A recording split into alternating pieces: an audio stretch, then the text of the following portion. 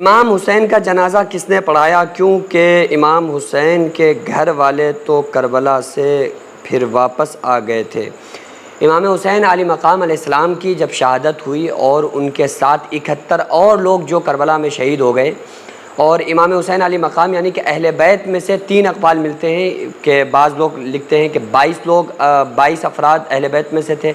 کچھ نے لکھا ہے کہ 17 افراد وغیرہ اہل بیت میں جو شامل تھے وہ وہاں پر شہید ہوئے۔ بہرحال ٹوٹل جو شہدائے کربلا ہیں امام حسین علی مقام سمیت 72 لوگوں کی شہادت کربلا میں ہوئی، اور یہ امام حسین علی مقام کی آخری شہادت ہوئی، یعنی امام حسین سے پہلے 71 لوگ شہید کیے گئے، پھر اس کے بعد امام حسین کو شہید کرنے کے بعد جو سب کے اجسام پڑے ہوئے تھے، جسم پڑے ہوئے تھے، باڈیز پڑی ہوئی تھیں، ان کی بے حرمتی کی گئی، لاشوں کے اوپر پانی کو چھوڑا گیا، ان کی قبروں ان کے جو تدفین سے پہلے ہی ان کی جو باڈی وغیرہ تھیں ان کے اوپر گھوڑوں کو دوڑایا گیا، یعنی کہ نام و نشان ختم کرنے کی پوری سازش کی گئی، اور وہ نام و نشان ختم کرنے کے لیے ان لوگوں نے لاشوں کے اوپر پانی کو چھوڑا۔ بہرحال ہوا یہ کہ پھر کربلا سے کی مٹی اٹھی، ایک ہوا چلی، اور مٹی نے آ کر ان تمام اجسام کو کفن پہنایا، یعنی کہ وہ مٹی آ کر ان کے جسموں سے لگ جاتی ہے۔ تو کافی وقت گزر گیا، ایک تاریخ میں آتا ہے کہ 3 دن کے بعد، ایک تاریخ میں آتا ہے کہ 2 دن کے بعد، ایک تاریخ میں آتا ہے کہ 1 دن کے بعد، ایک قریبی ایک گاؤں تھا، اور اس گاؤں میں ایک قبیلہ رہتا تھا جس کا نام بنی اسد تھا۔ بنی اسد ایک قبیلہ وہاں پر رہتا تھا، تو اس قریبی گاؤں کا وہ جو بنی اسد جو قبیلہ تھا، وہاں وہ بنی اسد قبیلے کے لوگوں کا وہاں سے گزر ہوا۔ انہوں نے جب یہ حالت دیکھی، اور وہ چونکہ سن چکے تھے ان 2-3 دنوں میں، انہوں نے محسوس کر لیا تھا، وہ سن چکے تھے کہ کچھ لوگوں کو وہاں پر شہید کیا گیا ہے جو اہل بیت میں سے تھے۔ تو بہرحال یہ ہے کہ اس میں سے بنی اسد میں سے ایک بوڑھا شخص آیا، اور اس نے کیا کیا، کربلا کی مٹی کو اٹھایا اور سونگنا شروع کر دیا۔ ادھر کی مٹی اٹھا رہا ہے، سونگ رہا ہے، مٹی اٹھا رہا ہے، سونگ رہا ہے، مٹی کو اٹھا کے سونگ رہا ہے،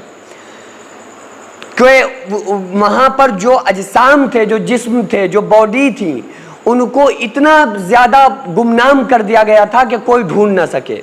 اور وہاں پہ مٹی بھی پڑی، پھر پانی پڑا، گھوڑوں کو دوڑایا گیا، تو نام و نشان ختم ہو چکے تھے۔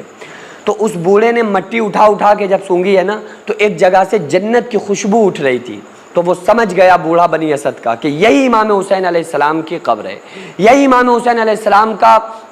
جو جسم مبارک ہے۔ تو پھر بس وہی وہاں سے جسم مبارک کو نکالا گیا اور وہاں پر تدفین کی گئی۔ تو علماء فرماتے ہیں کہ ظاہر ہے کہ انہی لوگوں نے، جن لوگوں نے تدفین کی امام حسین کی، بنی اسد کے لوگوں نے اتنی عزت کے ساتھ اور چوم کے مٹی کو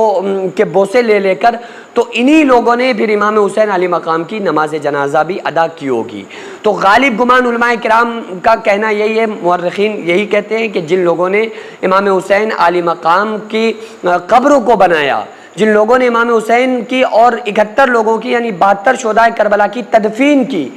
تو ظاہر ہے انہی لوگوں نے ہی امام حسین علی مقام کی نماز جنازہ بھی پڑھائی ہوگی۔ سینکڑوں ایسے غریب پریوار جو فاقہ کر کے زندگی گزار رہے ہیں، اور بہت سے ایسے مجبور لوگ جو غربت کی وجہ سے بیماریوں سے جوجھ رہے ہیں اور ان کے پاس علاج کرانے کے لیے بھی پیسے نہیں ہیں، تو ان غریب فیملیز کو ہر مہینے ہماری سوسائٹی راشن دیتی ہے اور ان غریبوں کا فری میں علاج کراتی ہے۔ تو آپ لوگ ہمارے ساتھ مل کر ان بیوہ عورتوں اور یتیم بچوں کا سہارا ضرور بنیں، اور ان کے راشن اور دوا علاج کے لیے زیادہ سے زیادہ تعاون کریں، اور یہ ارادہ کریں کہ غریب کے بچوں کو انشاءاللہ بھوکا نہیں سونے دیں گے، اور ہر ہفتے ہر مہینے آپ لوگوں سے جو بھی ہو سکے آپ تعاون ضرور کریں۔ ان کو 10 سال سے جو لوگ بستر پر پڑے ہوئے ہیں، انشاءاللہ تعالی ہم سب مل کر ان غریبوں کا علاج بھی کرائیں گے، اور ہر مہینے انشاءاللہ تعالی ان غریبوں کو ہم راشن پہنچائیں گے۔ یہ سوسائٹی کا اکاؤنٹ نمبر ہے اور یہ اسکینر ہے، آپ لوگ اس اکاؤنٹ پر یا اس اسکینر کے ذریعے آپ غریب فیملیز کی ہیلپ کر سکتے ہیں۔